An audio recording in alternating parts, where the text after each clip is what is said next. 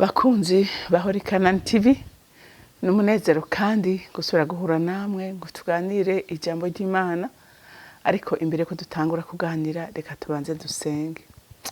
Mana y'imbabazi n'urukundo, wowe vyagiye ku ntebe y'inganji mu ijuru, wewe utereza inyonga zawe ukabona bari mu isi bose. Mana nje imbere yawe ngushimagiza kandi nkuninahaza vuga ngo shimwa ko waturabiye Mwami Imana mu mbabazi zawe n'urukundo rwawe, ukaba udutije akanya keza nk'aka ngo tuvuge ijambo ryawe.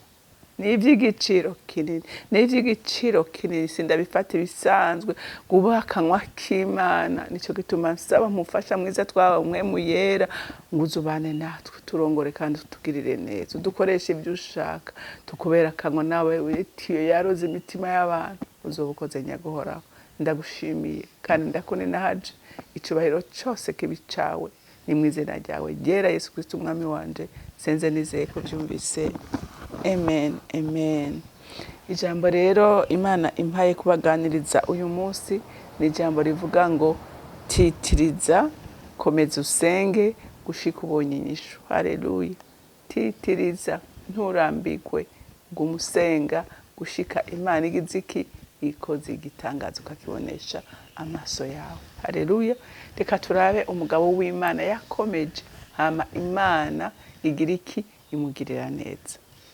Reka dusome mu bami ba mbere igice c'18 turasoma kuva ku murongo wa 41 dushikane ku wa 46. Imvura isubira kugwa, maze Eliya abarira habati, genda uduge ufungure unywe kuko numva uguhinda kw'imvura nyinshi.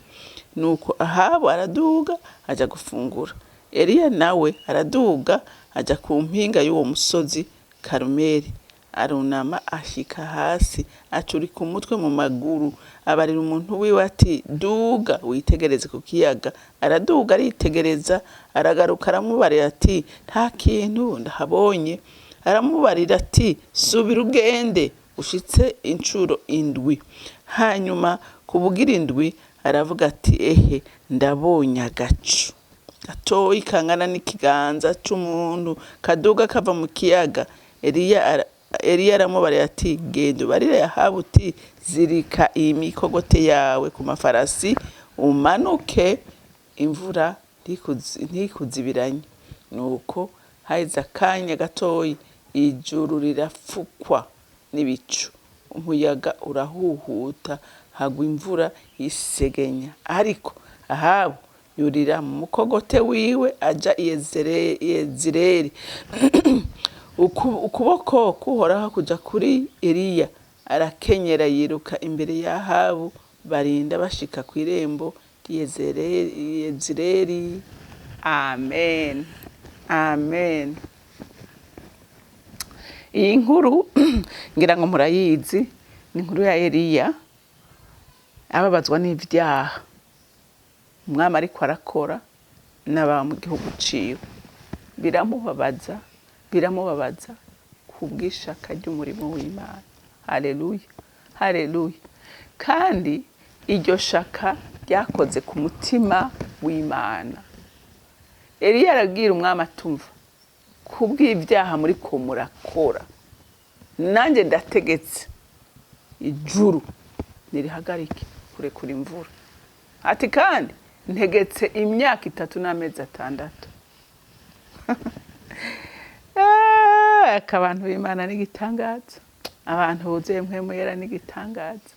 Hari ibintu bavuga ngira ngo basubiye mu mubiri nawe nyene bo kwikanga bakavuga ati ibyo twavuze n'ubusazi.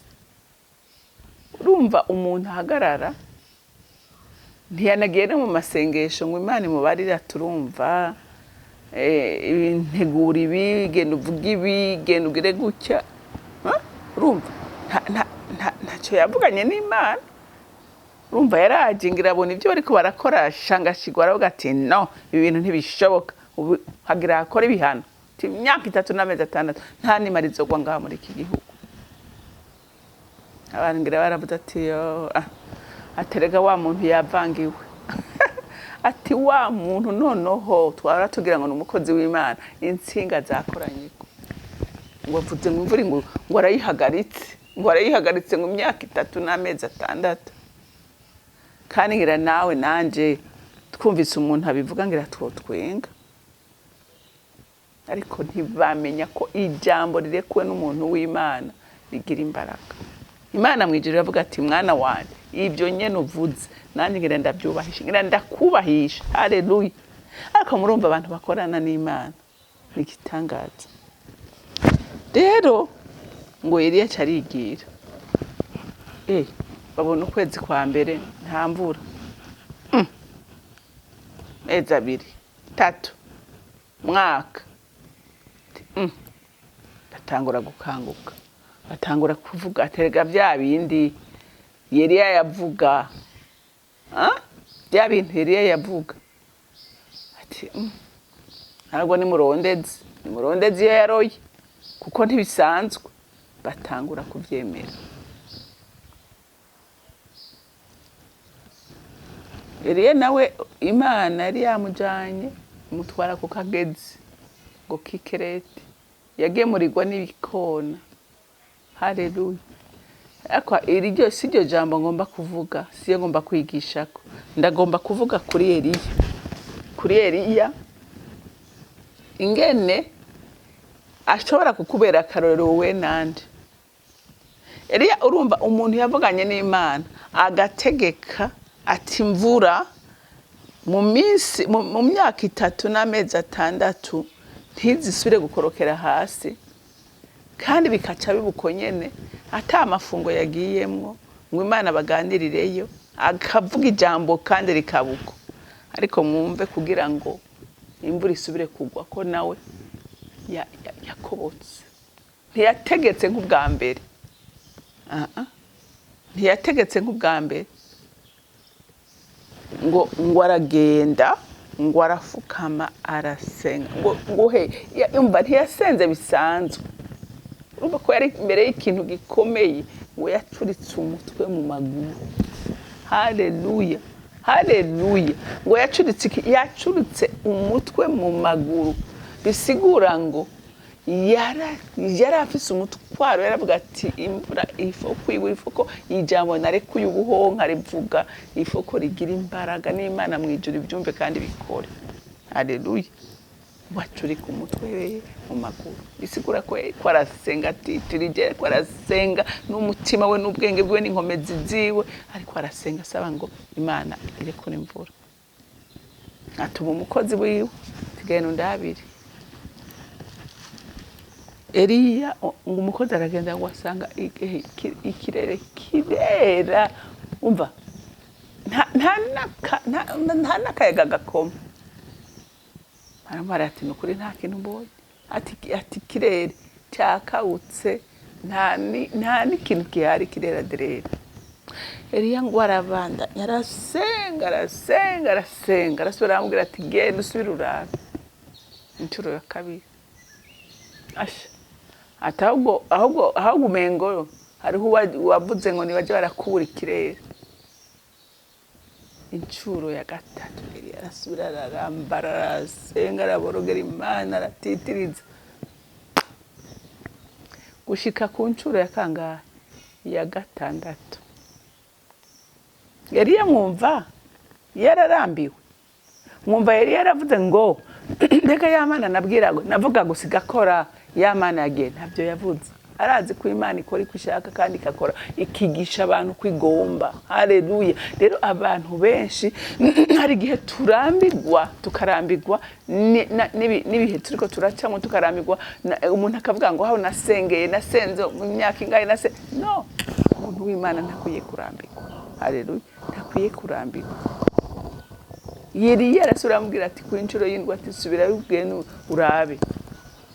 Agarutse ati databuja ati hari ahantu mbonye agacu kangana n'ikiganza. Eliya aravuga ati shimwa data shimwa ko ukoze. Ati rukange rero mbwirire nde umbwirire Ahabu anyaruke azirikisha imikogote yiwe ati kuko imvura iraguye. Haleluya. Ati imvura iraguye akanya gatoya. Haleluya. akanya gatoya mwumvise abatarambirwa. Haleluya. Urumva abantu batarambirwa.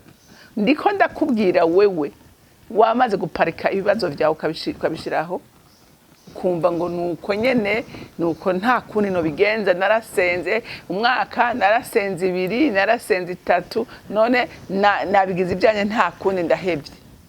Kirazira guheba. Kirazira, urabyumva uri kuranya, kirazira guheba. Imana itaravuga. Paulo niwe yagiye gusenga asaba Imana uri mukize ingwara bavuga ko afise.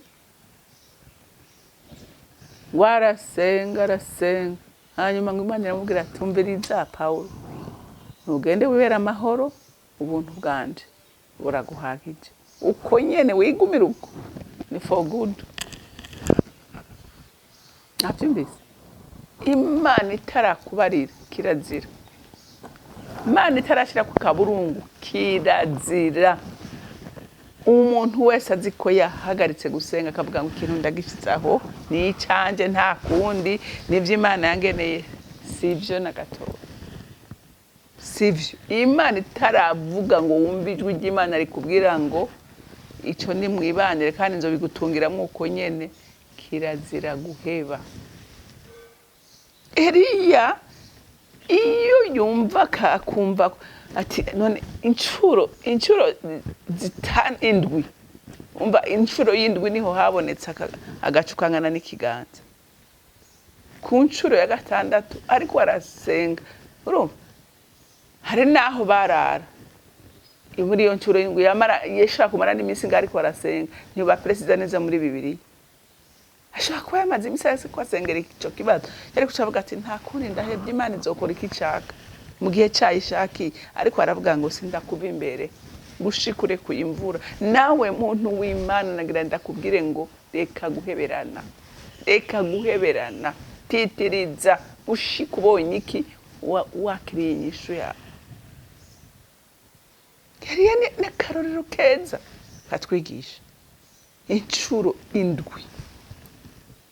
Mwaza ko byamworoheye gusenga. Mwumvise ko atasenga n'ibisanzwe yicaye. Yasenze yaturitse umutwe mu maguru aririra Imana yikuruye ngene atanitwa tamira. Gushika abonye igitangaza gikoretse. Rero wewe nanje twige gutitiriza, twige kugumako. Gumako gushika ubonye isezerano ryawe uritsindiye. Haleluya.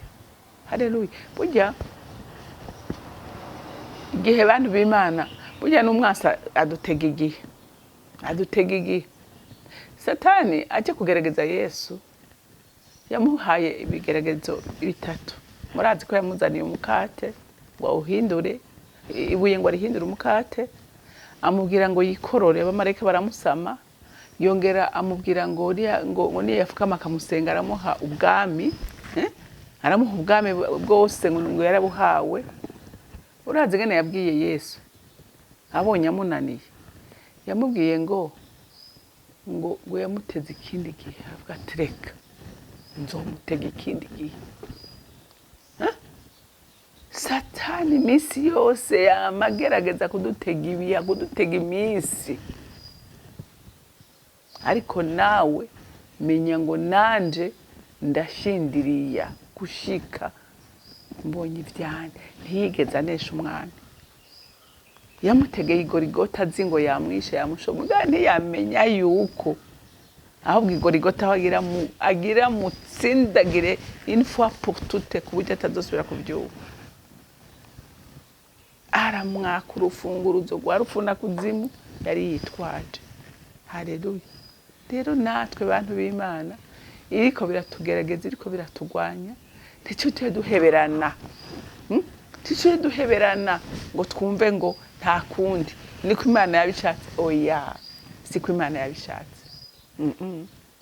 Kiretse ndagisubiyemo, kiretse ari kubariye, ariko itaravuga. wowe ntukwiriye gureka, wowe ntukwiriye kwicara, wowe ntukwiriye kunyugwa, wowe ntukwiriye kumva ngo ibi nigwanye, ntago wawe bihari. Umugabane wawe ni mwiza. Haleluya. Imana wowe nanje yaduteguriye ibyiza. Rero Imana yo mwijuru ikumpezagirire wewe wumvise iri jambo kandi wewe wemeye gushira mu ngiro iki jambo ry'Imana rivuga. Dataguha umugisha. Mana y'urukundo n'ubuntu, shimagizwa Mwami Imana ko waduhaye ijambo ryawe kugira ngo ritubere itara ritumurikira, kandi dushira n'abatwibanjirije imbere babiciyemo kandi babihagararamo neza, basohokana intsinzi. Natwe turasenze muri kano kanya nsengera bene data bari bacitse intege, bari babivuyemo, basure bakomere, bamenye kutaravuga ata muntu n'umwe afise ijambo ku muntu. Uragahezagirwa, izina ryawe nirikomeze gushimwa na bose, mu izina rya Kristo Yesu nsenze ndizeye ko byumvise. Amen.